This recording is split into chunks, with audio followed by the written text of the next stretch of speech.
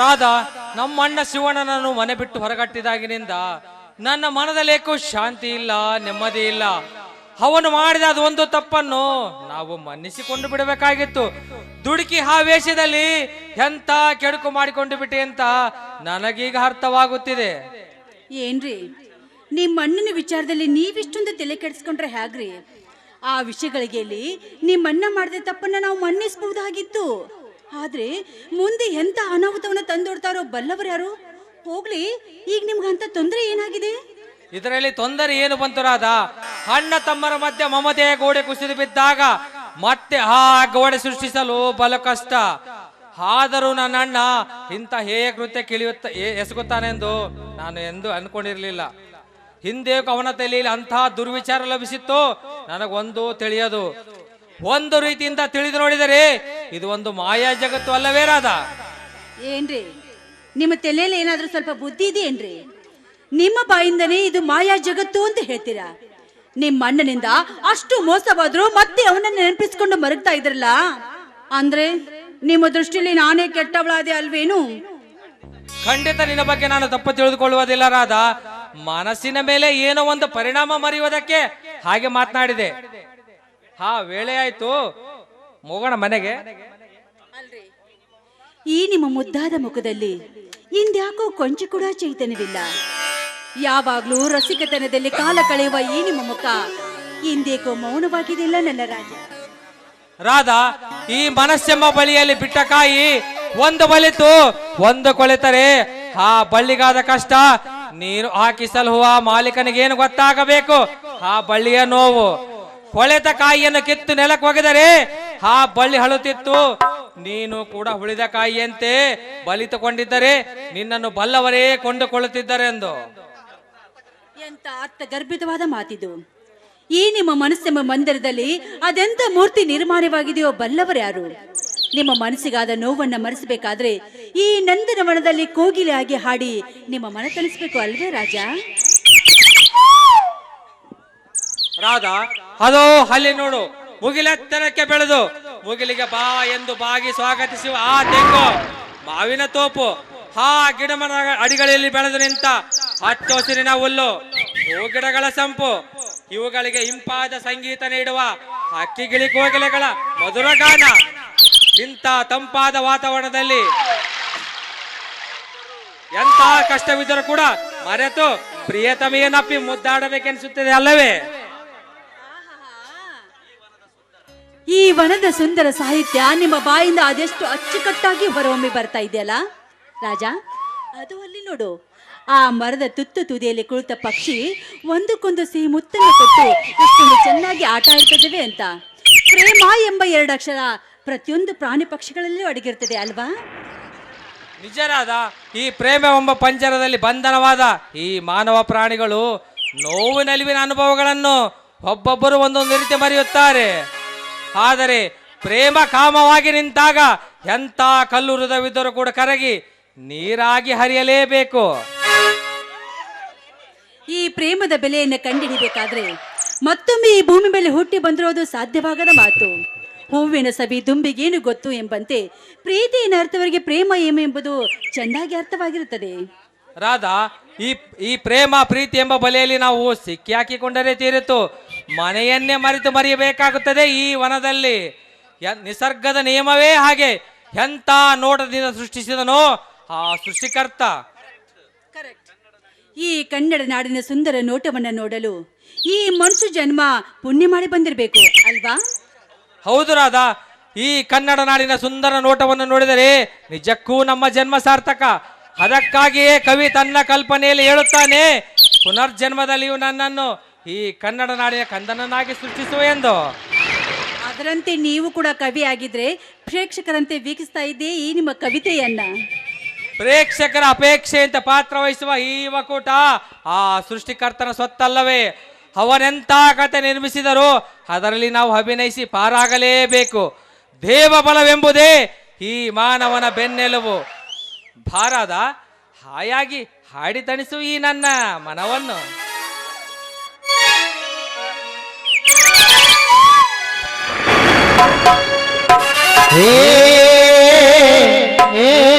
ಏ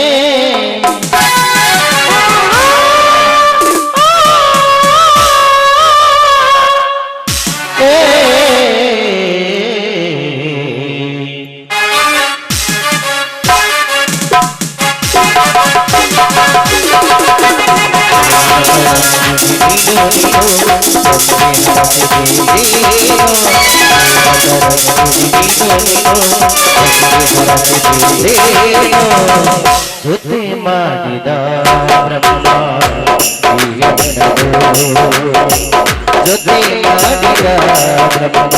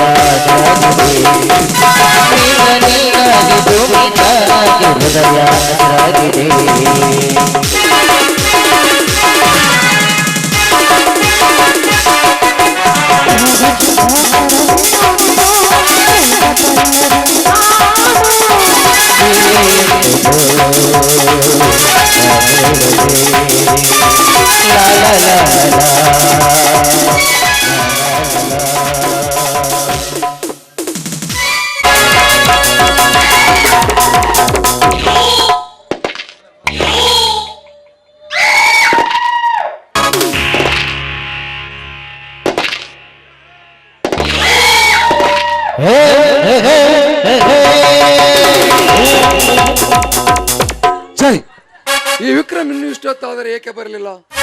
ನಾಳೆನೇ ನಮ್ಮ ಫ್ಯಾಕ್ಟರಿ ಕರೆಂಟ್ ಬಿಲ್ ಕಟ್ಟುವುದು ಕೊನೆಯ ದಿನವಿತ್ತು. ಈ ವಿಕ್ರಮನಿಗೆ ಬಂದು ಹಣ ತೆಗೆದುಕೊಂಡು ಹೋಗಿ ಬ್ಯಾಂಕಿಗೆ ಕಟ್ಟಿ ಬಾ ಅಂತ ಹೇಳಿದೆ.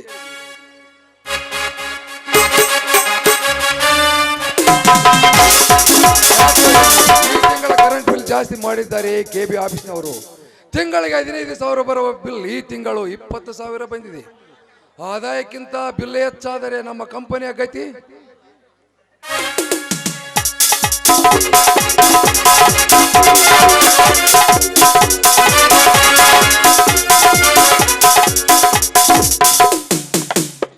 ಮಾವ ನೋಡಿ, ವೇಳೆ ಬಹಳ ಆಗಿದೆ.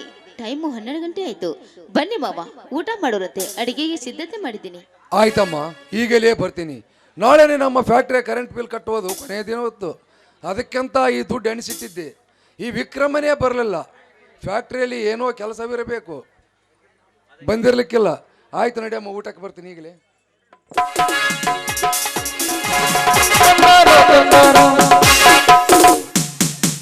ಧನಿಕರೇ ಧನಿಕರೇ,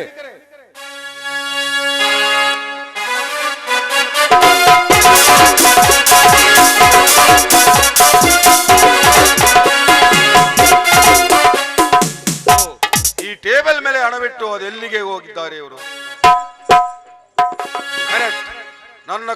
ಕಾರ್ಯವನ್ನು ನೆರವೇರಿಸಿಕೊಳ್ಳಬೇಕಾದರೆ ಇದೇ ನನಗೆ ತಕ್ಕ ಸಮಯ.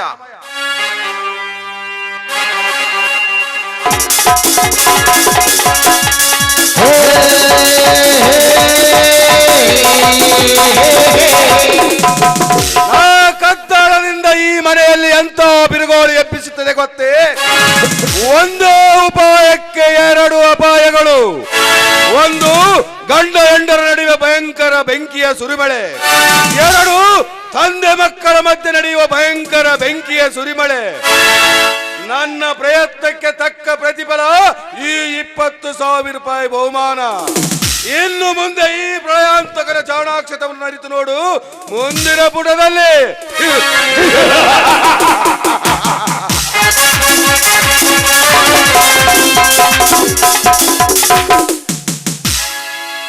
ಹತ್ತೂರಲ್ಲಿ ನಿನ್ನಂತ ಗಂಡಾರಿಲಿ, ಹತ್ತೂರಲ್ಲಿ ನಿನ್ನಂತ ದೂರಾರಿಲಿ. ಇದೇನು ಟೇಬಲ್ ಮೇಲೆ ಇಟ್ಟ ಹಣವೇ ಕಾಣಿಸ್ತಿಲ್ಲವಲ್ಲ?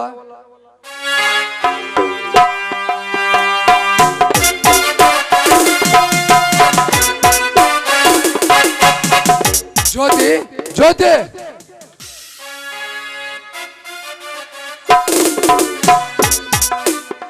ಯಾಕೆ ಬಾವ? ಟೇಬಲ್ ಮೇಲೆ ಇಟ್ಟಿದ್ದ 20,000 ಹಣವೇ ಕಾಣಿಸ್ತಿಲ್ವಲ್ಲ? ನೀನೇನಾದ್ರು ತೆಗೆದುಕೊಂಡಿದ್ದೀಯೇನಮ್ಮ? ಇಲ್ಲ ಬಾವ, ನಾನು ಒಳಗಡೆ ನಿಮ್ಗೆ ಊಟ ಕೊಡುತ್ತಾ ಒಳಗೆ ಇದ್ದೆ. ಅಲ್ಲಿ ಟೇಬಲ್ ಮೇಲೆ ಇದ್ವಲ್ಲ, ಅಲ್ಲೇ ಕೆಳಗಡೆ ಏನಾದ್ರೂ ಬಿದ್ದಿರಬಹುದು ನೋಡಿ ಮಾವ. ಮನೆಯನ್ನೇ ಶೋಧಿಸಿದ್ದಾಯಿತು, ಮತ್ತಾರು ಬಂದರು ಕದ್ದರು ಈ ಹಣವನ್ನು. ಇದ್ದವರ ಮೂವರಲ್ಲಿ ಕದ್ದವರಾರಂಭಂತೆ ನನ್ನ ನಿನ್ನ ಬಿಟ್ಟರೆ ಮತ್ತಾರಿದ್ದಾರೆ ಈ ಮನೆಯಲ್ಲಿ.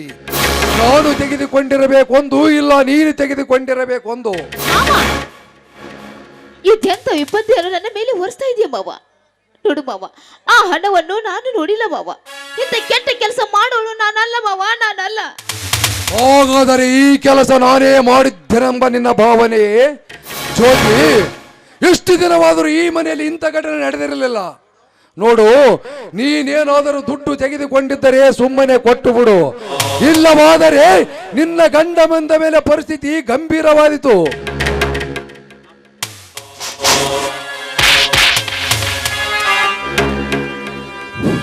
ಅಪ್ಪ, ಏನಿದು ಮನೆಯಲ್ಲಿ ರಾಧ ಅಂತ? ಜ್ಯೋತಿ, ನೀನೇಕೆ ಕಣ್ಣೀರು ಹಾಕುತ್ತಿರುವೆ? ಏನಾಗಿದೆ ನಿಮಗೆ? ಬಾ ವಿಜಯ್, ಈ ಮನೆಯಲ್ಲಿ ಆಗಬಾರದ ಕೆಲಸವೇ ಆಗಿ ಹೋಗಿದೆ. ಬೇಲೆ ಎದ್ದು ಹೊಲ ಮೇಯ್ದರೆ ಮುಂದೆ ಆ ಹೊಲದ ಗತಿ ಏನು? ಅಪ್ಪ, ನೀವು ಈ ರೀತಿ ಒಗಟಿಟ್ಟು ಹೇಳಿದರೆ ನನಗೇಗೆ ಅರ್ಥವಾಗಬೇಕು? ವಿಷಯವೇನು ಬಿಚ್ಚಿ ಹೇಳಿ. ಆ ಮಾತನ್ನು ನನ್ನ ಬಾಯಿಂದ ಹೇಳಲಾರೆ. ನಿನ್ನ ಹೆಂಡತಿಯನ್ನು ಕೇಳು, ಹೇಳ್ತಾಳೆ. ಸ್ವಾಮಿ, ನಾನು ಹೇಳ್ತೀನಿ ಕೇಳಿ.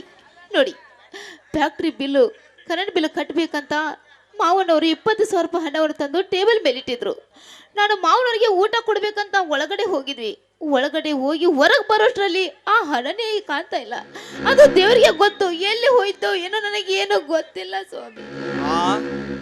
ಇದೇನು 20,000 ರೂಪಾಯಿಗಳು ಒಳಗೆ ಹೋಗಿ ಹೊರಗೆ ಬರುವಷ್ಟರಲ್ಲಿ ಈ ಮನೆಯಲ್ಲಿ ಮಾಯವಾದವೆ?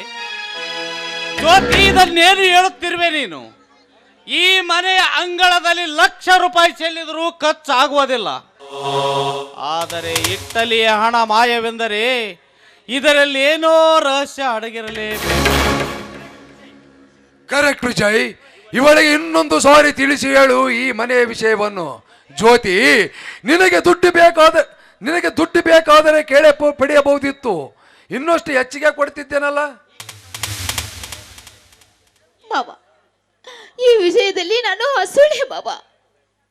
ದಯವಿಟ್ಟು ನಾನು ಹಣವನ್ನೇ ನೋಡಿಲ್ಲ ಮಾವ. ನಾನು ಹಣದ ಕಳ್ಳಿ ಅಂತ ಆ ಸುಳ್ಳು ಅಪರಾಧವನ್ನು ನನ್ನ ಮೇಲೆ ಹೊರಿಸಬೇಡಿ ಮಾವ, ಹೊರಿಸಬೇಡಿ. ನಿಮ್ಮ ಕಾಲಿಗೆ ಬಿದ್ದು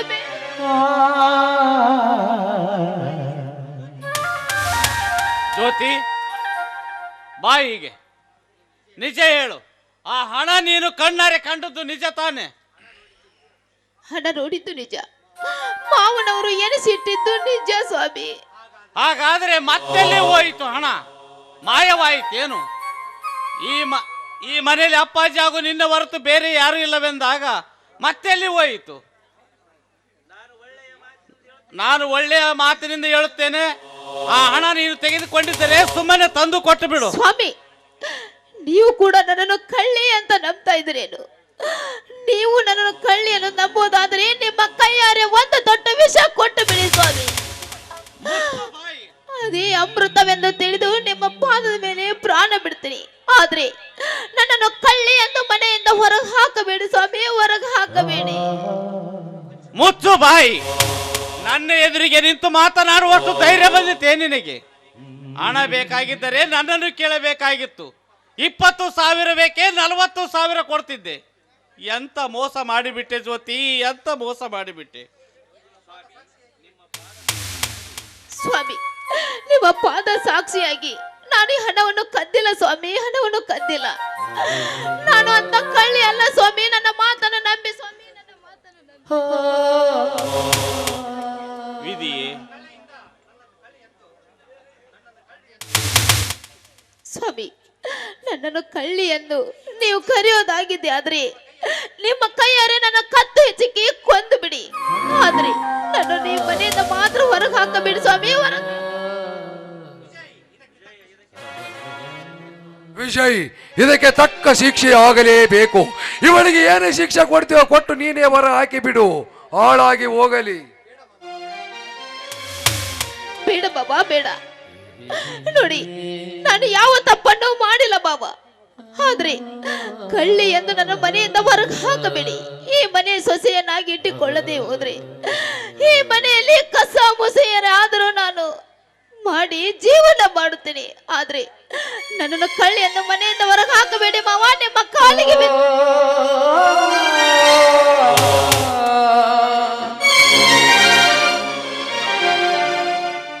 ವಿಧಿಯೇ, ಎಂತ ವಿಚಿತ್ರವಾದ ದೈವ ಚಿತ್ತವಿದು. ಈ ಚಿತ್ತವನ್ನು ಬಲ್ಲವರಾರು ನನ್ನನ್ನು ಎಂತ ಕಾರ್ಗತ್ತಲೆಯಲ್ಲಿ ನೂಕಿ ನೀನು ನಗುತ್ತಿರುವಿ.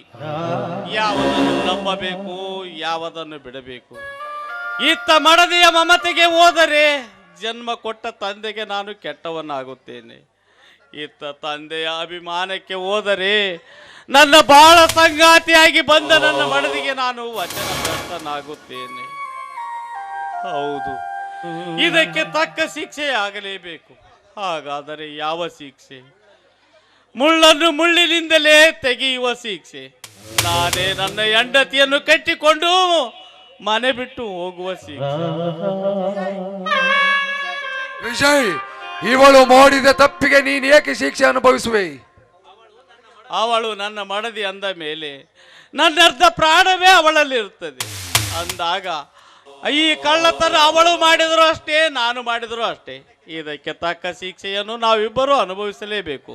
ಅಪ್ಪ, ಯಾವ ಶಿಕ್ಷೆ ಕೊಡ್ತೀರಿ ಕೊಡಿ. ವಿಷ ಕುಡಿಯಬೇಕೆ, ಇಲ್ಲ ಈ ಕೈಗಳನ್ನು ಕತ್ತರಿಸಿಕೊಳ್ಳಬೇಕೆ, ಅಥವಾ ಈ ರುಂಡವನ್ನೇ ಕತ್ತರಿಸಿ ಕೆಳಗಿಡಬೇಕು?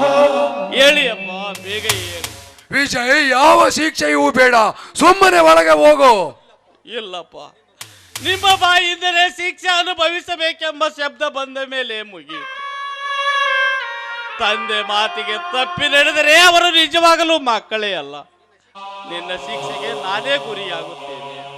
ಶ್ರೀರಾಮಚಂದ್ರನು ತಂದೆಯ ಮಾತಿಗೆ ಹೇಗೆ ತನ್ನ ಹೆಂಡತಿಯನ್ನು ಕಟ್ಟಿಕೊಂಡು ವನವಾಸಕ್ಕೆ ಹೋದನು, ಅದರಂತೆ ನಾನು ಕೂಡ ನನ್ನ ಹೆಂಡತಿಯನ್ನು ಕಟ್ಟಿಕೊಂಡು 1 ವರ್ಷ ಮನೆ ಬಿಟ್ಟು ಹೋಗುತ್ತೇನೆ. 1 ವರ್ಷವಾದ ನಂತರ ಮತ್ತೆ ಮರಳಿ ಬರುತ್ತೇವೆ. ಆಶೀರ್ವದಿಸಪ್ಪ ನಮ್ಮನ್ನು.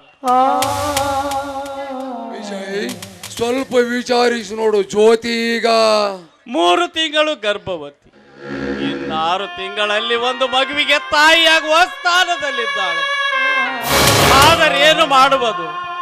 ಪರಿಸ್ಥಿತಿಯ ಪ್ರಯುಕ್ತ ಅಪರಾಧಕ್ಕೆ ತಕ್ಕ ಶಿಕ್ಷೆ ಆಗಲೇಬೇಕಲ್ಲ. ಬಾ ಜ್ಯೋತಿ, ಹೋಗೋಣ. ಈ ಬಾಳಲಿ ಶಾಂತಿಯಲ್ಲಿದೆ, ಈ ಬಾಳಲಿ ಶಾಂತಿಯಲ್ಲಿದೆ. ಬಿರುಗಾಳಿಯೇ ಬೀಸಿದೆ,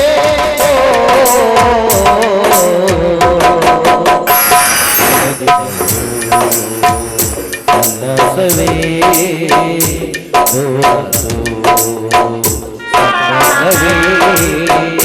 ಒಡಗಿನವೇ ಬರಲೈತೆ.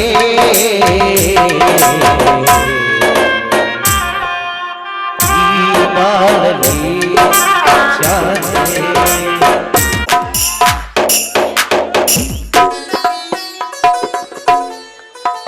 ಎಷ್ಟು ಖುಷಿ ಆಗೈತಿ ನನ್ನ ಗಂಡ ಹೆಂಗ್ ನಗತತ್ ನೋಡ ಹಂಗ ಹೌದು ಮತ್ತೆ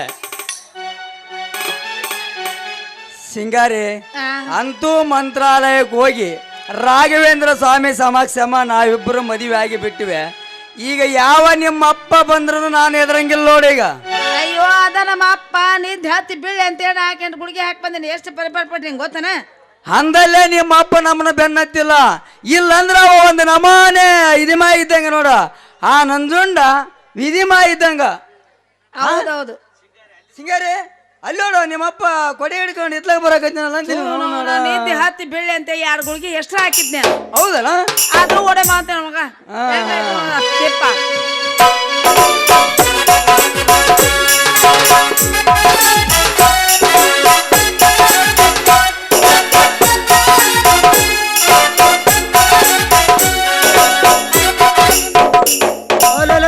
ಸಿದ್ಲಿಂಗ ಎಷ್ಟು ಹರ್ಬಟ ಕಾಣ್ತಲ್ಲಪ್ಪ ಅಂತೀನಿ. ಈಗ ಲಗ್ನ ಆದ ಮದುಮಗ ಕಂಡಂಗ ಹಾಕಿದಲ್ರಿ. ಏನಿದು ಹೊಸ ವಾಚ್ ಹೊಸ ಚಪ್ಲಿ ಭಾರಿ ಹರ್ಬಟ್ ಲಕ್ಕಿ ಚಾನ್ಸ್ ಆಗೈತಿ.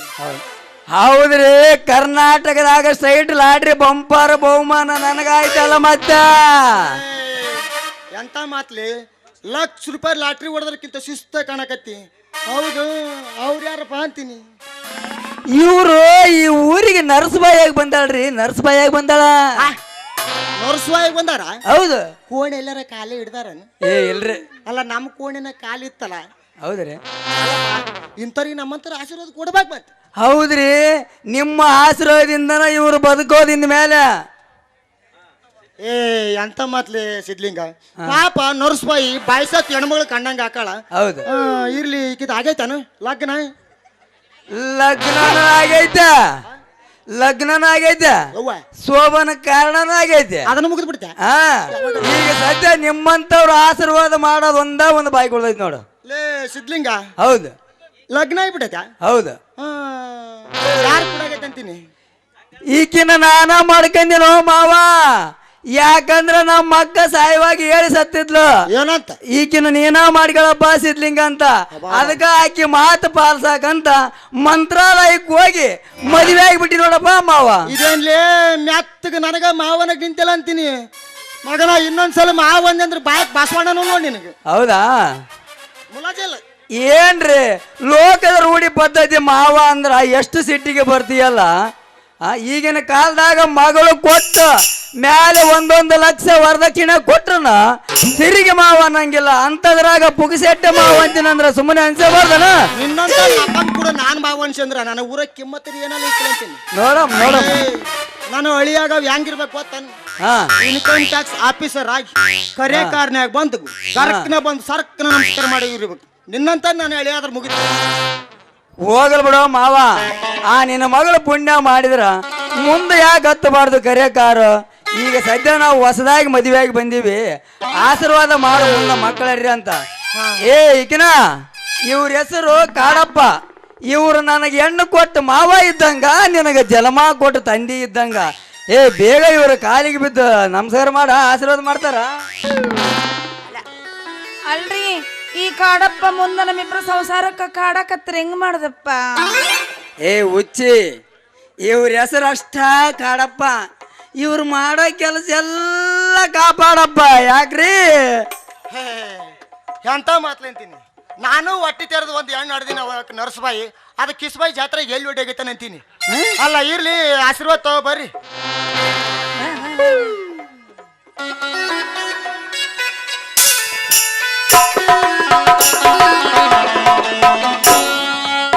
ಒಂದು 10 ಹಂದಡ್ದಂಗ ಹಾಡ್ದು ಬಿಟ್ರೆ ಕಡೆ ಹೋಲಿ ವರ್ಷ ತುಂಬೋದ್ರಾಗ. ಅದಿಲ್ಲ ಯಪ್ಪ ಅಂತ ನಿನ್ನ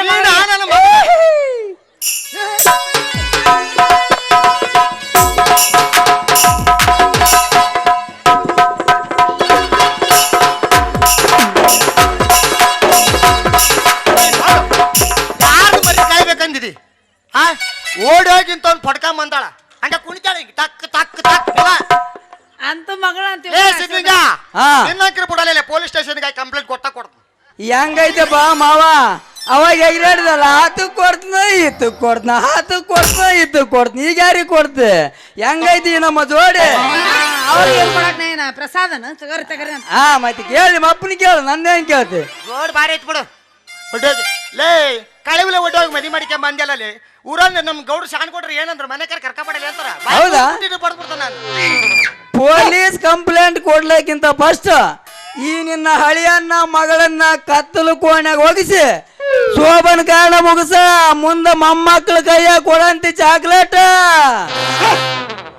ಯಪ್ಪ ಯಪ್ಪ ಏನಿದ್ರು ನೋಡ ಹೆಂಗೂ ನಿಂಗ ಹಳೆಯ ಅದನ ನಮಗೂ ಯಾರು ದಿಕ್ಕಿಲ್ಲ ಮನ್ಯಾಗ ಇಟ್ಕೊಂಡ್ಬಿಡು ಎಲ್ಲದಕ್ಕೂ ಚಲೋ ಆಗತ್ ನಮಗೂ ತಗ್ತಾ ತೆಗೆದು ಬಿಗಿಲು ಕಪಾಳಕ್ಕ ಅಷ್ಟು ಮಾತಾಡ್ತಾವ ನೋಡನ್ ಕಳಿವಿಲ ಒಡ್ಡೋಗಿ ಮದುವೆಯಾಗಿ ಬಂದ್ ನೀನ್ ಇಷ್ಟ ದಿನ ಮನೆ ಬಿಟ್ಟು ಓದೋದಕ್ಕ ನಾನು ಎಷ್ಟು ಸಂಕಟ ಅನುಭವಿಸಿನ ಅಂತ ನನಗೆ ಗೊತ್ತೈತಿ ಅಲ್ರಿ ಸರ 3 ದಿನ ನೆಲಕ್ಕೆ ಬಿದ್ದಿದ್ದೆ ಕೂಳಾಕಾರ ಇದ್ದಿಲ್ಲ ಓಡ್ಕೊಂಡು ಹೋಗಿ ಬಂದಾಳ ಈಕಿ ಬಾಲ್ ಹಿಡ್ಕೊಂಡು ಅವನು ನನ್ನ ಮನೆಗೆ ಒಕ್ಕನಕ್ ಬಂದಾನ ಯಪ್ಪ ಓಡಗಿಲ್ಲ ಲಗ್ನ ಮಾಡ್ಕೊಂಡ್ ಬಂದಿನಿ ಮಾಮನ್ ಜೊತೆ ಆಟ ಬಿಡ್ಸೋಣ ಅಲ್ಲೇ ಅಪ್ಪ ಹೆಂಗೂ ನಮ್ಮ ಮನೆಗೆ ಯಾರು ಇಲ್ಲ ಲೆಕ್ಕ ಪತ್ರ ನೋಡ್ಕೊಂಡ್ ಬಡ್ಡಿ ಅವ್ರು ಮಾಡಕ ಹೆಂಗಾರ ಇದು ಐತಿ ಕರ್ಕೊಂಡೋಗಿ ಇತ್ಕೋ ನಾನೇ ಕಿಟ್ಕೊಂಡ ಕೋಲ್ಲ ಅವ್ನು ಒಲ್ಲೆ ಅಂದ್ರೆ ಒಲ್ಲೆ ನೀನ ಯಪ್ಪ ಸುಮ್ಮ ಅವ್ ಕರ್ಕೊಂಡು ನಡಿ ಎಲ್ಲ ವ್ಯವಹಾರಕ್ಕ ಚಲೋ ಆಗತ್ತ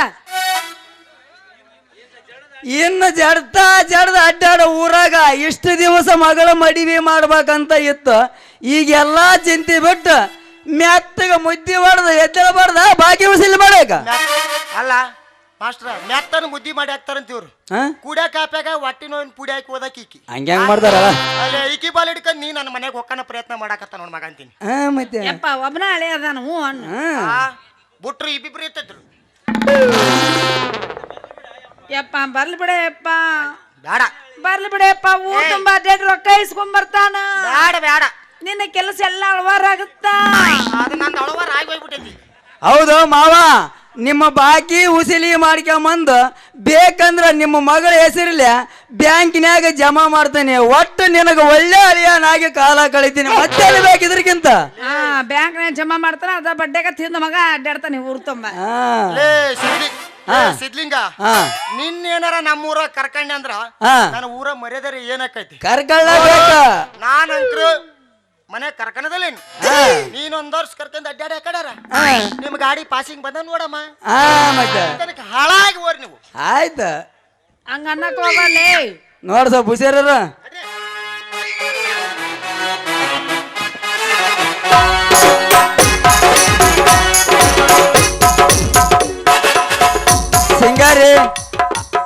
ಸಿಂಗಾರಿ ಅಂತೂ ನಿಮ್ಮ ಅಪ್ಪ ಪಕ್ಕ ಬೆರಿಕಿದೆ ನೋಡ ಮೊದಲು ಎಷ್ಟು ರಂಬ ರೂಢಿ ಮಾಡಿದ ಮಗ ಈಗ ಮಗಳ ಮದುವಾದ ಸುದ್ದಿ ಕೇಳಿ ಖುಷಿ ಪಟ್ಕೊಂಡು ಈ ಕೇಸನ್ನು ನನ್ನ ಮೇಲೆ ಹಾಕಿ ಹೋದ್ನಲ್ಲ ಅಂತೀನಿವ ನಮ್ಮ ಅಪ್ಪ ಖರ್ಚು ಮಾಡಕ್ ಹಿಂದ ಮುಂದೆ ನೋಡ್ತಿದ್ದ ಪುಕ್ಷೆಟ್ಟಿ ನೀ ಕಟ್ಕೊಂಡು ಬಿಡ್ತಾನೆ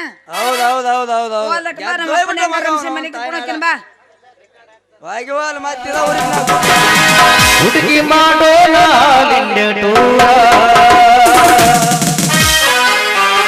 ರಗಡ ಮಾಡಿ ರೊಕ್ಕ ಬಂಗಾರ ಜೀವನ ಮಾಡೋಣ ಹೈ ಪೈಲೆ ಜೋರ ರಗಡ ಮಾಡಿ ರೊಕ್ಕ ಬಂಗಾರ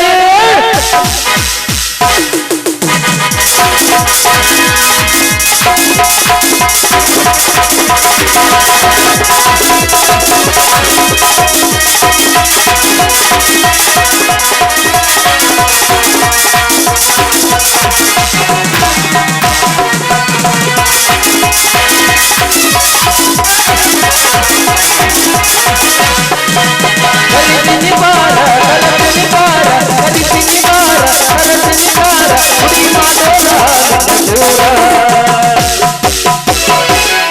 ರಗಡ ಮಾಡಿ ರೊಕ್ಕ ಬಂಗಾರ ಮಾಡೋಣ ಹೈ ಪೈಲೆ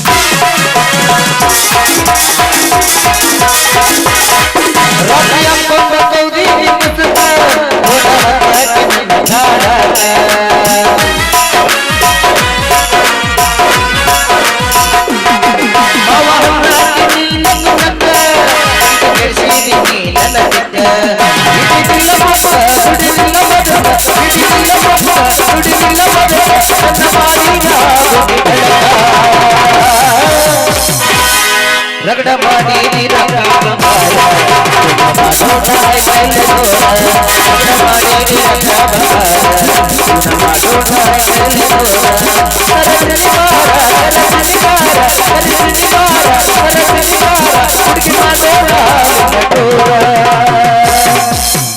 ಮಾಡಿ ರಗ ಬಂಗಾರ ಮಾಡೋಣ ಬಯಲ ದೂರ ರಗಡ ಮಾಡಿ ರಗ ಬಂಗಾರ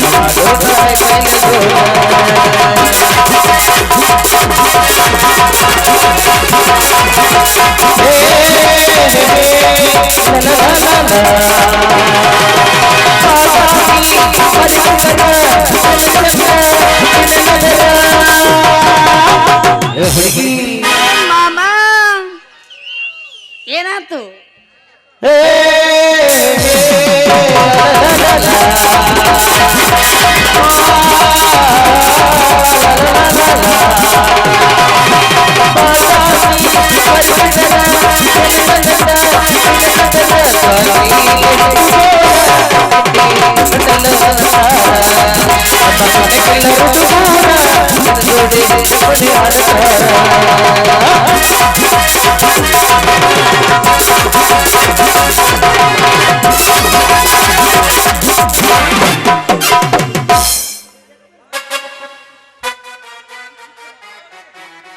ನನ್ನ ಗಂಡ ಇವ ಭಾಂಡಾಳ ಮಗ ಇವ ಬಿಟ್ಟು ಓಡಕ್ಕ ನೀನು ಮನಿ ಇರ್ಲಿ ನೆಕ್ಸ್ಟ್ ಟೈಮ್ ನೋಡ್ತಿಲ್ಲ ಚೋಟ್ ಮೆಣಸಿಕಾಯಿ. ಏ ವಿಧಿ, ಈಗಲಾದರೂ ಮುಗಿಯುತ್ತೆ ನನ್ನ ಮೇಲೆ ಮಾಡುವ ವೈಪರೀತ್ಯದ ಅಟ್ಟಹಾಸ. ಕೆಟ್ಟ ಮಾನವ ನೀನೆಂದು ಮನೆಯಷ್ಟು ಹೊರಗೆಟ್ಟಿ ಬಿಟ್ಟಿ ಈ ನಿನ್ನ ದಿಟ್ಟತನದಿಂದ ಎಂತ ನೋವಾದರನ್ನು ಸೋಯಿಸಬಹುದು ಈ ದೇಹಕ್ಕೆ. ವ್ಯಭಿಚಾರದ ವ್ಯಾಮೋಹ ಉತ್ಪಯಿಸಿತೆಂದು ಅರ್ಥವಾಗಬೇಕೇ ನನ್ನ ಸೋದರನಿಗೆ. ಇದೆಂತ ಕೆಟ್ಟ ಕಾರ್ಯ. ಇಂಥ ಕೆಟ್ಟ ಕಾರ್ಯಕ್ಕೆ ನಾನು ಗುರಿ ಆದನೆಂದು ಈ ಜೀವನ ನನ್ನ ಭೂಮಿ ಬಳಿ ಬದುಕಬೇಕೆ? ಬದುಕಬಾರದು. ನಾನಿನ್ನು ಕೊನೆಗಾಣಲೇಬೇಕು.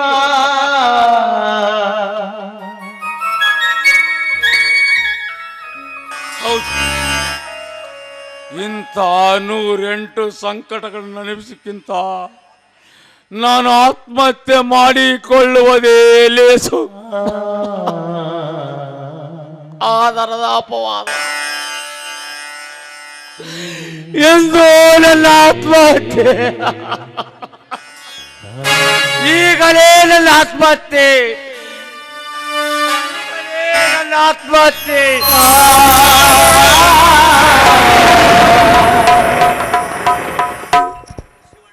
ಶಿವಣ್ಣ, ಇದು ಎಂತ ಅನಾಹುತದ ಕೆಲಸಕ್ಕೆ ಕೈ ಹಾಕುತ್ತಿರುವೆ ನೀನು? ಆದರ್ಶ ಬುದ್ಧಿವಂತ ಜೀವಿಯಾಗಿ ಇಂಥ ಹೀನ ಕೆಲಸಕ್ಕೆ ಕೈ ಹಾಕಬೇಕೆ? ಕಾಳಿಂಗ, ಮತ್ತೇಕೆ ತಡೆದು ನನ್ನ ನಿಲ್ಲಿಸಿದೆ? ನಾನು ಈ ಲೋಕವನ್ನು ಬಿಟ್ಟು ಮಾಯವಾಗಬೇಕೆಂಬ ನಿರ್ಧಾರದಿಂದಲೇ ಈ ಕಾರ್ಯಕ್ಕೆ ಕೈ ಹಾಕಿದ್ದೇನೆ. ನನ್ನ ದಾರಿಗೆ ಅಡ್ಡ ಬರಬೇಡ ಕಾಳಿಂಗ, ನನ್ನ ದಾರಿಗೆ ಅಡ್ಡ ಬರಬೇಡ, ಬಿಟ್ಟು ಬಿಡು ನನ್ನ. ಬೇಡ ಶಿವಣ್ಣ, ಬೇಡ. ನಿನ್ನನ್ನು ಇಂಥ ಸ್ಥಿತಿಯಲ್ಲಿ ನೋಡುತ್ತೇನೆಂದು ನಾನು ಕನಸಿನಲ್ಲಿಯೂ ಕಂಡಿರಲಿಲ್ಲ. ಆ ವೃತ್ತಿ ನಿನ್ನನ್ನೇ ಬೆನ್ನಟ್ಟಿಕೊಂಡು ಬಂದಿದೆಯಲ್ಲವೇ? ಆಗೇನಾದರೂ ನೀನು ಆತ್ಮಹತ್ಯೆ ಮಾಡಿಕೊಳ್ಳಬೇಕೆಂಬ ಆಸೆ ನಿನಗಿದ್ದರೆ ಮೊದಲು ನನ್ನ ಕತ್ತು ಕತ್ತರಿಸಿ. ಕಾಳಿಂಗ,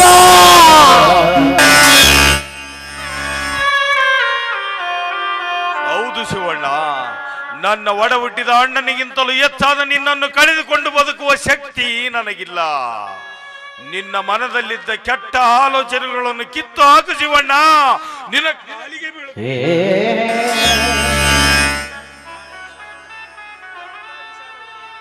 ಕಾಳಿಂಗ, ಎಂತ ವಿಶಾಲವಾದ ಹೃದಯ ನಿನ್ನದು. ನನ್ನ ಮೇಲೆ ಇಟ್ಟಿರುವ ನಿನ್ನ ಅಪಾರದ ನಂಬಿಕೆಯನ್ನು ಕೇಳಿದರೆ ನನ್ನ ಹೃದಯದಲ್ಲಿ ಚುರುಕೆಂದು ಬರೆಯಿಡಿದಂತಾಗುತ್ತದೆ. ಆದರೆ ಕಾಳಿಂಗ, ನಾನು ಇಂಥ ಕೆಟ್ಟ ಕಲಿಸಕ್ಕೆ ಕೈ ಹಾಕಿದ್ದು ಸುತ್ತ ತಪ್ಪೆಂದು ನನಗೆ ಗೊತ್ತು. ಆದರೆ ಏನು ಮಾಡುವುದು? ನನ್ನ ಹೊರ ಹುಟ್ಟಿದ ತಮ್ಮನೇ ನನ್ನನ್ನು ಹೊರಗೆ ಹಾಕಿದ ಮೇಲೆ ನನಗೆ ಯಾರ ಆಸ್ತಿ ಇದೆ? ಕಾಳಿಂಗ, ನೀನೇ ಹೇಳು, ನೀನೇ ಹೇಳು. ಶಿವಣ್ಣ, ಆ ನಿನ್ನ ತಮ್ಮ ರಮೇಶ ನಿನ್ನನ್ನು ಹೊರಗೆ ಹಾಕಿದರೆ ಏನಾಯಿತು? ಈ ನಿನ್ನ ತಮ್ಮನಿಲ್ಲವೇ ನಿನ್ನನ್ನು ಕಾಪಾಡಲು?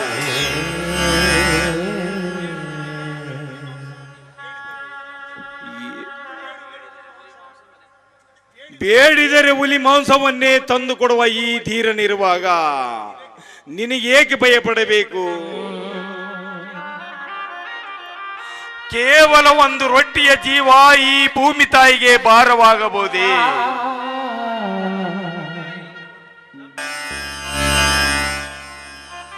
ಈ ಭೂಮಿ ತಾಯಿ ನಮ್ಮೆಲ್ಲರನ್ನು ತನ್ನ ಹೃದಯದಲ್ಲಿ ಹಾಕಿಕೊಂಡು ಹೋಗಿದ್ರಿಂದಲೇ ಈ ನಮ್ಮ ಭಾರತ ದೇಶ ಬದುಕುತ್ತಿರುವುದು. ಮಾನವ ವಿಶ್ವಾಸ ರಹಿತನಾಗಿ ಬದುಕಬೇಕು. ಆದರೆ ಒಂದು ದೇಹ ಬದುಕಬೇಕಾದರೆ ಶ್ವಾಸಕೋಶ ಬೇಕು, ಒಂದು ದೇಶ ಬದುಕಬೇಕಾದರೆ ವಿಶ್ವಾಸ ಬೇಕು. ಆ ವಿಶ್ವಾಸ ಎಲ್ಲಿದೆ ಈ ಕಾಳಿಂಗ? ಈ ಕಾಲದಲ್ಲಿ ಎಲ್ಲಿ ವಿಶ್ವಾಸವಿದೆ? ಶಿವಣ್ಣ, ಈ ನಿನ್ನ ನುಡಿಮುತ್ತು ವ್ಯಾಖ್ಯೆಗಳನ್ನು ಕೇಳಿದರೆ ಈ ಮಾನವರೇ ಎಚ್ಚರವಾಗಬೇಕು. ಎಂಥ ಮೃದು ಹೃದಯ ನಿನ್ನದು! ಇಂಥವನಿಗೆ ಇಲ್ಲ ಸಲ್ಲದ ಅಪವಾದವನ್ನು ಓರಿಸಿ ಮನ ಬಿಟ್ಟು ಹೊರಗಾಕಿದನಲ್ಲ ನಿನ್ನ ರಮೇಶ. ಅವನು ಮನುಷ್ಯನೇ ಅಲ್ಲ, ಮೃಗ. ಮೃಗಕ್ಕಿಂತಲೂ ಕೀಳಾದವನ ಕಣ್ಣಲ್ಲಿ ಮಾನವನ ರೂಪ ಕಾಣಲಾರದು ಶಿವಣ್ಣ, ಕಾಣಲಾರದು. ಕಾಳಿಂಗ, ನನ್ನ ತಮ್ಮನಿಗೆ ನೀನೇನಾದ್ರೂ ಏರಿಸಿ ಮಾತಾಡದ್ದಾದ್ರೆ ನನ್ನ ಆಣೆ ಆಗಿದೆ ನಿನಗೆ. ನನ್ನ ತಮ್ಮ ಎಷ್ಟು ಬೇಸರು ನನಗೆ ಸೋದರನಲ್ಲವೇ? ಕಾಳಿಂಗ, ತಾಯಿಯಾದವಳಿಗೆ ಮಗು ಎಷ್ಟು ಸಾರಿ ಕೆನ್ನೆಗೆ ಹೊಡೆದರೂ ಅದು ಪೆಟ್ಟು ಆದೀತೆ. ಏನೋ ತಿಳಿಯಾದ ನನ್ನ ತಮ್ಮ ಒಂದು ಸಣ್ಣ ತಪ್ಪನ್ನು ಮಾಡಿದ್ದಾನೆ. ಅದನ್ನೇನು ಮಾಡಿತು ತಮ್ಮ? ಅದೇನು ನನ್ನೇನು ಮಾಡಿತು? ಸೋತೆ ಶಿವಣ್ಣ, ನಿನ್ನ ಹಿರಿಯ ಗುಣಕ್ಕೆ. ನಿನ್ನಂತ ವಿಶಾಲವಾದ ಹೃದಯದ ಅಣ್ಣನನ್ನು ಪಡೆದ ರಮೇಶನೇ ಪುಣ್ಯವಂತ. ಹೋಗ್ಲಿ ಬಿಡು, ಈಗಲಾದ್ರೂ ಬರ್ತೀಯಾ ನನ್ನ ಜೊತೆಗೆ? ಬೇಡ ಕಾಳಿಂಗ, ಬೇಡ ಕಾಳಿಂಗ, ಬೇಡ. ನನ್ನ ದಾರಿ ನನಗೆ, ನಿನ್ನ ದಾರಿ ನಿನಗೆ. ಕಾಳಿಂಗ, ಆದರೆ ಒಂದು ಮಾತು ಹೇಳುತ್ತೇನೆ, ನೀನು ಎಂತ ಕಷ್ಟ ಕಾರ್ಪಣ್ಯಲ್ಲಿದ್ದರೂ ಕರೆ ನಿನಗೆ ಬಂದು ಬೆನ್ನೆಲುಬಾಗಿ ನಿಲ್ಲುತ್ತೇನೆ, ಆಯ್ತೇ? ಹಾಗಾದರೆ ನನಗೊಂದು ಮಾತು ಕೊಟ್ಟ ಬಳಿಕ ನನ್ನ ಕೊಡೆಗೆ ಬರೆಯಕ್ಕೆ ನಿನಗೆ ಏಕೆ ಸಂಕೋಚ? ಹಾಗೇನಿಲ್ಲ ಕಾಳಿಂಗ, ಹಾಗೇನಿಲ್ಲ. ಪಾಪ ನೀನು ಒಬ್ಬಂಟಿನಿಗ ಅಂದ ಮೇಲೆ ನಿನ್ನ ಜೀವನವೇ ನಿನಗೆ ಭಾರವಾದ ಮೇಲೆ ಅಂದಾಗ ಎಂತ ಸಣ್ಣ ವಿಚಾರ ಮನದಲ್ಲಿಟ್ಟುಕೊಂಡು ಮಾತನಾಡುತ್ತಿರುವಿ ಶಿವಣ್ಣ. ನಿನ್ನ ಆಶೀರ್ವಾದ ಇರುವ ತನಕ ನನಗೆ ಯಾವ ಕೊರತೆ ಬಾರದು. ಅದಿರ್ಲಿ, ಈ ವರ್ಷ ನಮಗೆ ಸರ್ಕಾರ 2 ಎಕರೆ ಜಮೀನು ಕೊಟ್ಟಿದೆ. ಅದರಲ್ಲಿ ನಾವಿಬ್ಬರು ಉಳುಮೆ ಮಾಡಿಕೊಂಡು ಬಾಳಿ ಬದುಕೋಣ. ಈಗಲೇ ಹೋಗಿ ನಾವು ಅಲ್ಲೊಂದು ಗುಡಿಸಲು ಹಾಕೋಣ. ನಗತೈತಿ ದೈವ ಅಲ್ಲಿ ಅಳತೈತಿ.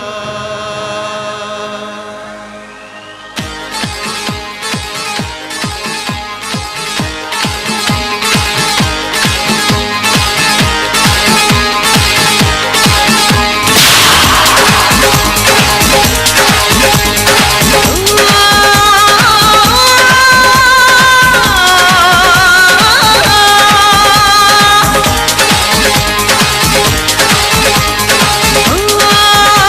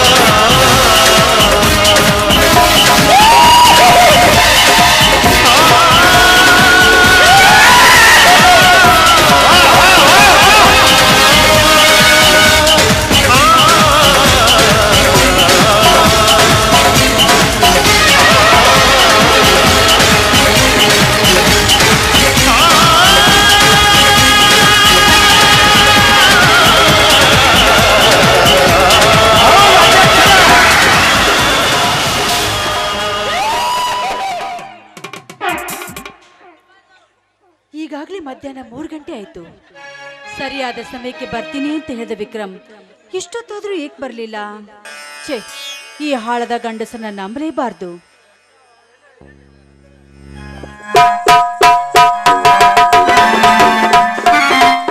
ಹಾಯ್ ರಾಧಾ, ಇದೇನು ನನಗಿಂತಲೂ ಮುಂಚೆನೆ ಬಂದಿರುವೆಯಲ್ಲ? ಪಾಪ ನನ್ನ ದಾರಿಯನ್ನೇ ಕಾಯ್ತಿರುವಂತೆ ಕಾಣುತ್ತದೆ. ಬರಲು ಸ್ವಲ್ಪ ತಡವಾಯ್ತು, ಕ್ಷಮಿಸು ಡಾರ್ಲಿಂಗ್. ನೀವೇನು ಸರಳವಾಗಿ ಹೇಳ್ತೀರಾ ಕ್ಷಮಿಸು ಅಂತ, ಆದ್ರೆ ಇಷ್ಟೊತ್ತಿನವರೆಗೂ ಮನೆ ಬಿಟ್ಟು ನಾನೊಬ್ಳೆ ನಿಮ್ಮ ದಾರಿನ ಎಷ್ಟು ಅಂತ ಕಾಯ್ಬೇಕು? ನನಗೂ ಅರ್ಥವಾಗುತ್ತೆ ರಾಧಾ, ಆದ್ರೆ ನಾನೇನ್ ಮಾಡ್ಲಿ? ನಾನೊಬ್ಬ ನೌಕರಸ್ಥ ಅಂದಾಗ ನನ್ನ ಡ್ಯೂಟಿ ಮುಗಿದ ಮೇಲಲ್ಲವೇ ನನಗೆ ಹೊರಗಡೆ ಹೋಗಲು ಅಪ್ಪಣೆ ಸಿಗುವುದು. ಅದಿರ್ಲಿ, ಇಂದೇಕೋ ಮಹಾರಾಣಿಯ ಮುಖದಲ್ಲಿ ಕೋಪದ ಕಳೆ ಇದ್ದಂತೆ ಕಾಣುತ್ತದೆ. ಯಾಕೆ, ನಿಮ್ಮ ಮನೆಯಲ್ಲೇನಾದರೂ ಜಗಳವೇ? ನನ್ನ ಮನೆಯಲ್ಲಿ ನನ್ನ ಜೊತೆ ಜಗಳವಾಡಲು ಯಾರಿದ್ದಾರೆ?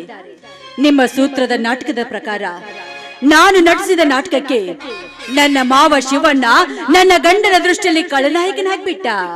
ಅಂದರೆ ನಿನ್ನ ಮಾವ ಮನೆ ಬಿಟ್ಟೇ ಹೋಗ್ಬಿಟ್ಟ. ಅಷ್ಟೇ ಅಲ್ಲ, ಆಸ್ತಿಯಲ್ಲಿ ಏನೋ ಪಾಲ್ ಕೇಳದೆ ಹಾಗೆ ಸುಮ್ನಾಗ್ಬಿಟ್ಟ. ಈಗ ಆ ಮನೆಗೆ ನಾನೇ ಮಹಾರಾಣಿ, ನನ್ನದೇ ಸರ್ವಾಧಿಕಾರ.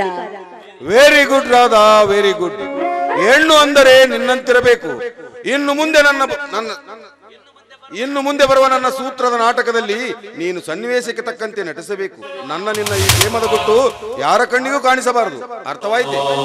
ಈ ವಿಷಯದಲ್ಲಿ ನಾನ್ ನಿಮಗಿಂತಲೂ ಚಾಣಾಕ್ಷಳು. ಆದ್ರೆ ಒಂದ್ ಮಾತು.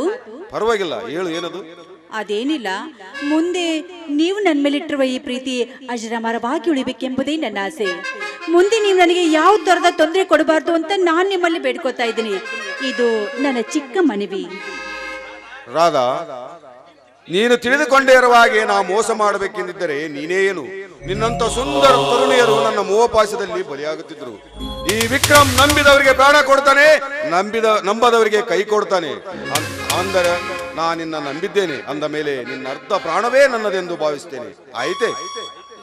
ಅರ್ಥವಾಯ್ತು ವಿಕ್ರಮ್. ನಿಮ್ಮ ಮನದ ಬಯಕೆ ತಿಳಿದೆ ವ್ಯರ್ಥ ಆಲೋಚನೆ ಮಾಡ್ಬಿಟ್ಟೆ. ಏನೋ ಮುಂದೆ ನೀವು ಅವಿವಾಹಿತರು ಅಂತ ಮಾತಾಡದೆ ಅಷ್ಟೇ.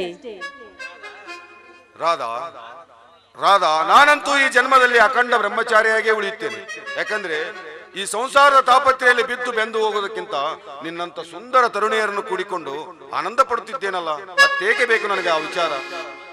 ಅಂತೂ ಮದುವೆ ಆಗದೆ ಹಾಗೆ ಇರಬೇಕೆಂಬುದು ನಿಮ್ಮ ಉದ್ದೇಶವೇ ಅಲ್ಲ? ಇನ್ನು ನಿನಗೆ ನಿಸ್ಸಂಕೋಚವೇ? ಹಾಗೇನಿಲ್ಲ, ಮುಪ್ಪಿನ ಅವಸ್ಥೆಲಾದ್ರೂ ನಿಮ್ಮನ್ನು ಕಾಪಾಡೋದಕ್ಕೆ ಒಂದು ಸಹಾಯ ಬೇಕಲ್ಲ ಅಂತ. ಸಾವು ಕಾಣುವಾಗ ಇನ್ನೊಬ್ಬರ ಸಹಾಯ ನನಗೇಕೆ ಬೇಕು ರಾಧಾ? ನನ್ನ ಸಹಾಯಕರಾಗಿ ಇದ್ದಾರಲ್ಲ ನನ್ನ ಸ್ನೇಹಿತರು. ವಿಸ್ಕಿ, ರಮ್, ಬೀರ್, ಬ್ರಾಂಡಿ ಎಲ್ಲವನ್ನು ಕೂಡಿಸಿ ಸೇವಿಸಿ ಬಿಟ್ಟರೆ ಸಾಕು, ನಮ್ಮ ಪ್ರಾಣಕ್ಕೇನು ಅಪಾಯ ಬಾರದಂತೆ ಕಾಪಾಡುತ್ತಾಳೆ ಆ ಪಾನಮಾತಿಯ. ಅರ್ಥವಾಯ್ತೆ? ವಿಕ್ರಮ್, ಕುಡಿತದಿಂದ ದೇಹಕ್ಕೆ ಹಾನಿಕರ ಅಂತ ಸಾಕಷ್ಟು ಓದಿಕೊಂಡಿದ್ದೀರಾ, ತಿಳಿದುಕೊಂಡಿದ್ದೀರಾ. ಮತ್ತೆ ಕುಡಿತವನ್ನೇ ಬೆನ್ನು ಹತ್ತಿದ್ದೀರಲ್ಲ. ಮುಂದೆ ಹೀಗಾದ್ರೆ ನಿಮ್ಮ ಜೀವನದ ಗತಿ ಹೇಗೆ? ರಾಧಾ, ಕುಡಿಯುವುದರಲ್ಲಿ ಸಾಕಷ್ಟು ರೀತಿಗಳಿವೆ, ಸ್ವಲ್ಪ ಕೇಳು. ಶ್ರೀಮಂತರು ಕುಡಿಯುತ್ತಾರೆ ತಮ್ಮ ದುಡ್ಡನ್ನು ಖರ್ಚು ಮಾಡಿ ಮಜಾ ಮಾಡುವುದಕ್ಕೆ. ಇನ್ನು ಕಾಡಿನಲ್ಲಿದ್ದ ಸಾಧು ಸಂತರು ಅಡಿವನ್ನೆಲ್ಲ ಸುತ್ತಾಡಿ ಶೋಧಿಸಿ ಕುಡಿಯುತ್ತಾರೆ ತಮ್ಮ ಪವಿತ್ರವಾದ ದೇಹದ ಹೊಲಸನ್ನು ತೊಳೆದುಕೊಳ್ಳುವುದಕ್ಕಾಗಿ. ಇನ್ನು ಕವಿಗಳು ಕುಡಿಯುತ್ತಾರೆ ತಮ್ಮ ಸಾಹಿತ್ಯಕ್ಕೆ ಮತ್ತಷ್ಟು ಚೈತನ್ಯ ತುಂಬಲಿ ಎಂದು. ಇನ್ನು ನಮ್ಮಂತವರು ಕುಡಿಯುತ್ತೇವೆ ಕುಡಿಯುವುದೊಂದು ನಿತ್ಯ ದೊಡ್ಡ ಚಟವೆಂದು. ಕೆಡುಕು ಮಾನವನಿಗೆ ಕೆಡುಕು ಮಾಡಲು ಇದೆ, ಕಾಪಾಡಲು ಇದೆ. ಅದನ್ನು ನಾವು ಹೇಗೆ ಉಪಯೋಗಿಸಿಕೊಳ್ಳುತ್ತೇವೆಯೋ ಹಾಗೆ ಅದು ನಮ್ಮನ್ನು ರಕ್ಷಿಸುತ್ತದೆ. ಇರಲಿ, ಇದರ ಅನುಭವ ನಿನಗೇನು ಗೊತ್ತು? ದೂರದಿಂದ ಬಂದ ಈ ನನ್ನ ದೇಹಕ್ಕೆ ಬೇಗ ಪ್ರೇಮದ ಅಮೃತವನ್ನು ಉಳಿಸುವ ಸುಂದರಿ ನೀನಾಗುಬಾ ನನ್ನ ರಾಣಿ. ಅಂತೂ ನನ್ನ ಮೇಲೆ ನಿಮ್ಮ ಪ್ರೇಮ ಬಲವಾಗಿ ಮನೆ ಮಾಡಿದೆ ಅನ್ನಿ. ಬನ್ನಿ, ನನ್ನ ನಿಮ್ಮ ದರ್ಶನವಾಗದೆ ಅದೆಷ್ಟು ದಿನವಾಗಿತ್ತು ಏನು. ಇಂದು ಒಂದಾಗೋಣ ಈ ನಂದನವನದಲ್ಲಿ. ಕಮಾನ್ ಮಾಡೋಣ.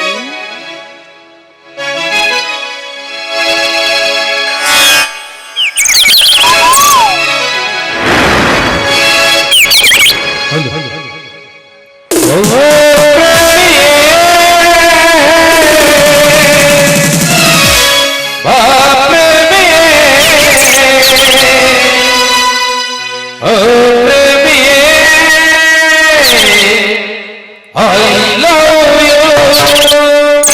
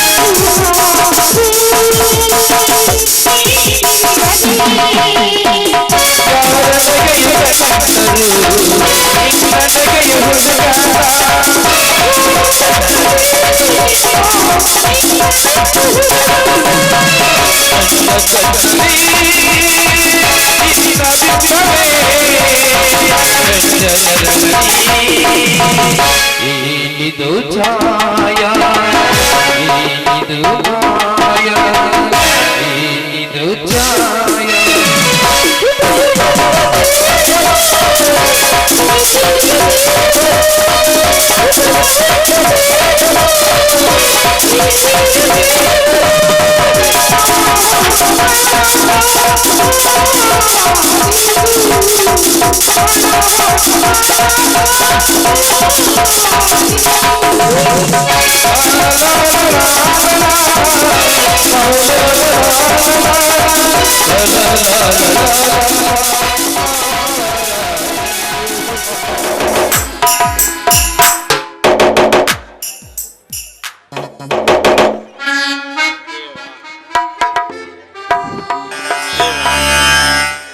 ಇದೆಂತ ಘೋರವಾದ ಶಿಕ್ಷೆ ಉದ್ಭವಿಸಿದಿ ಸತಿಪತಿಗಳಲ್ಲಿ.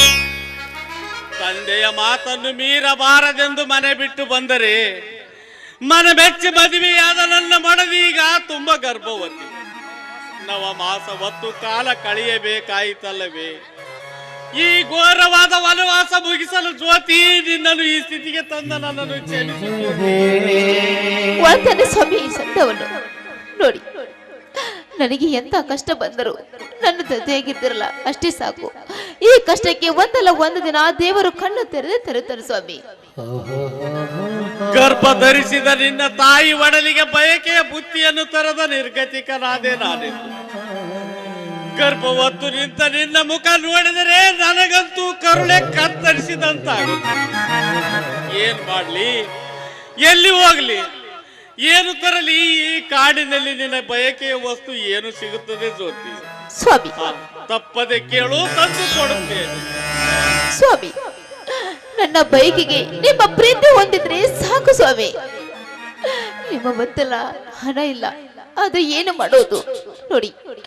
ಅಮ್ಮ ಅಯ್ಯೋ ಹೊಟ್ಟೆ, ನನ್ನ ಹೊಟ್ಟೆಯಲ್ಲಿ ತುಂಬಾ ನೋಯ್ತಾ ಇದೆ ಸ್ವಾಮಿ. ಅಲ್ಲಿ ಮರ ಕಾಣ್ತಾ ಇದೆಯಲ್ಲ, ಆ ಮರದ ಕಡೆಗೆ ಸ್ವಲ್ಪ ವಿಶ್ರಾಂತಿ ತೆಗೆದುಕೊಳ್ಳುತ್ತಾನೆ. ಇದೇನು ನಿನ್ನ ಹೃದಯದಲ್ಲಿ ನೋವಿನ ವೇದನೆ? ಜ್ಯೋತಿ, ನನಗಂತೂ ಏನೂ ತಿಳಿಯದಾಗಿದೆ. ನಮ್ಮನ್ನು ಆ ದೇವರೇ ಕಾಪಾಡಬೇಕು.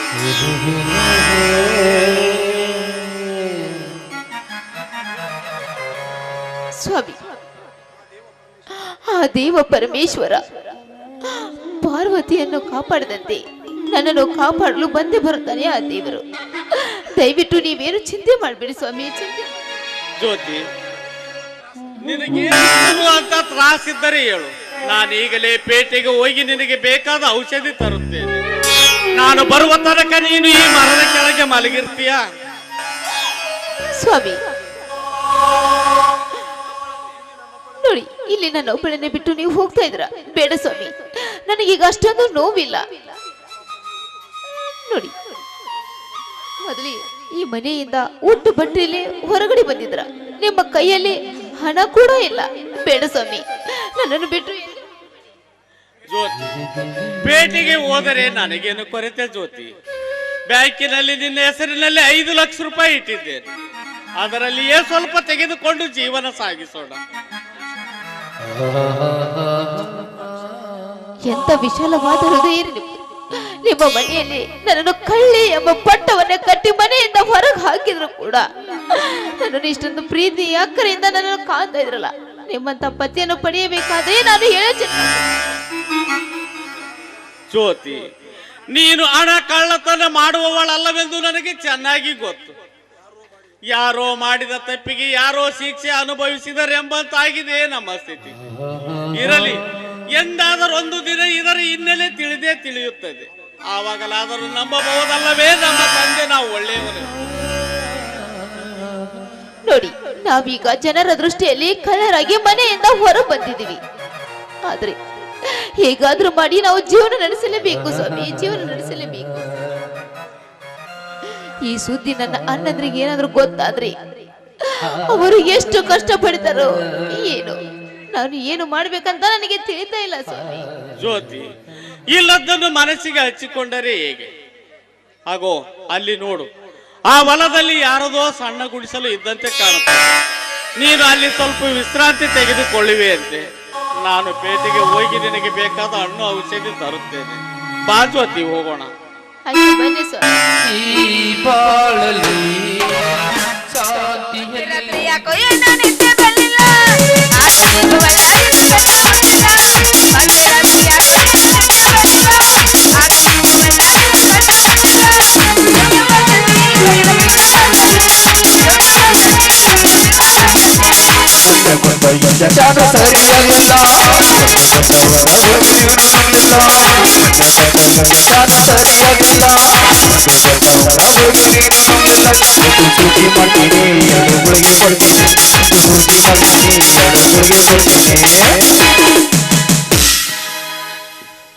ಅಬಾ ಯಲಬುರ್ಗಾ ಟು ಗುಲ್ಬರ್ಗ ಎಕ್ಸ್ಪ್ರೆಸ್ ಎಷ್ಟು ಅರ್ಜೆಂಟ್ ಹೊಂಟೈತಲ್ಲ ಅಂತೀನಿ.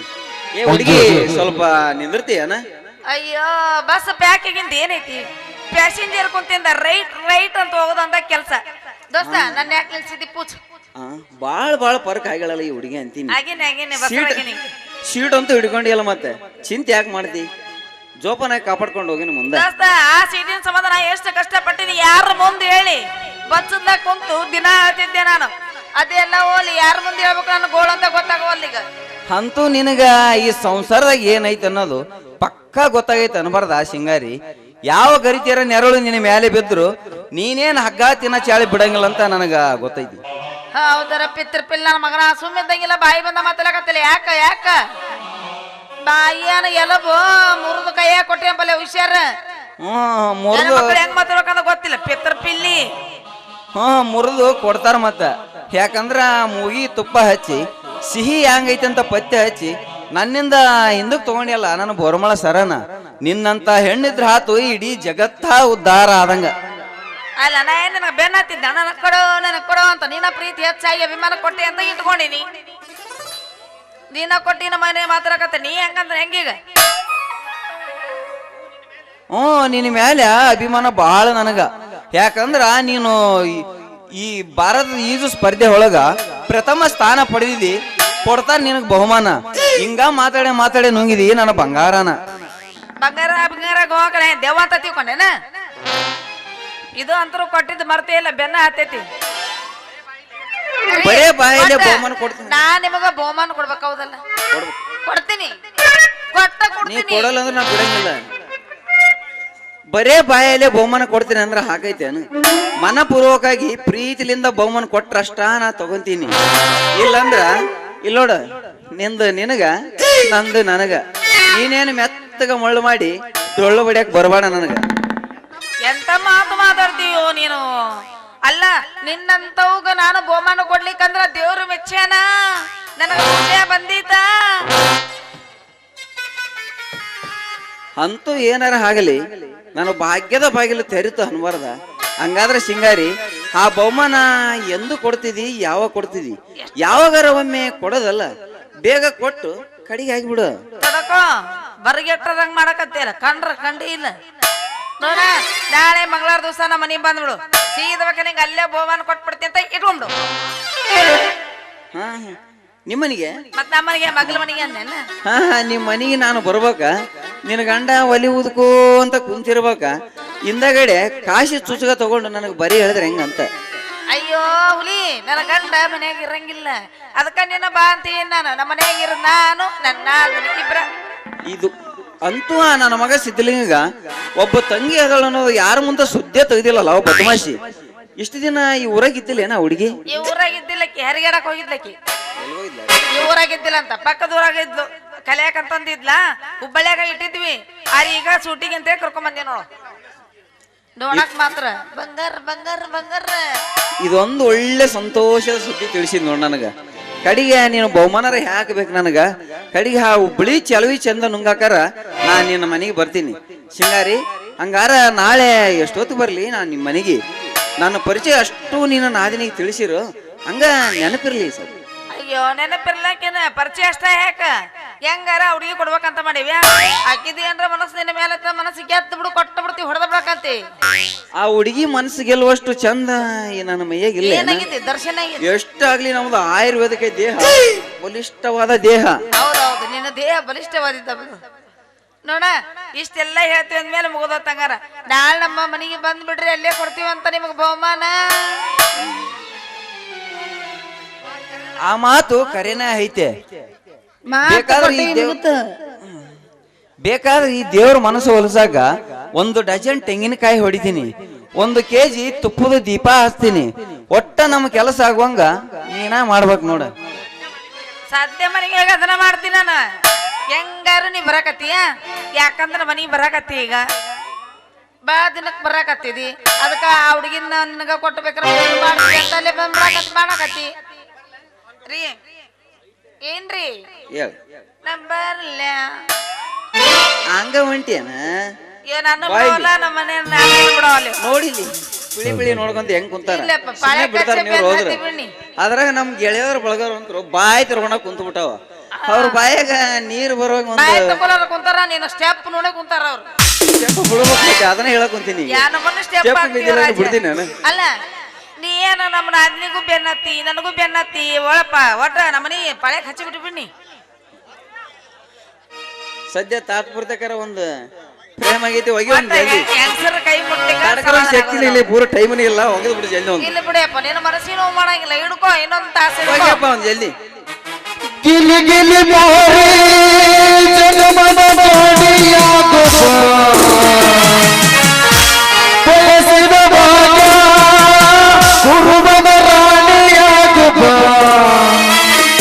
ಹೇ ರಾಣಿ ಹೇ ರಾಣಿ ನನ್ನ ಮ್ಯಾಗಿ ಮ್ಯಾಗಿ ಆಡುವ ಆಡುವ.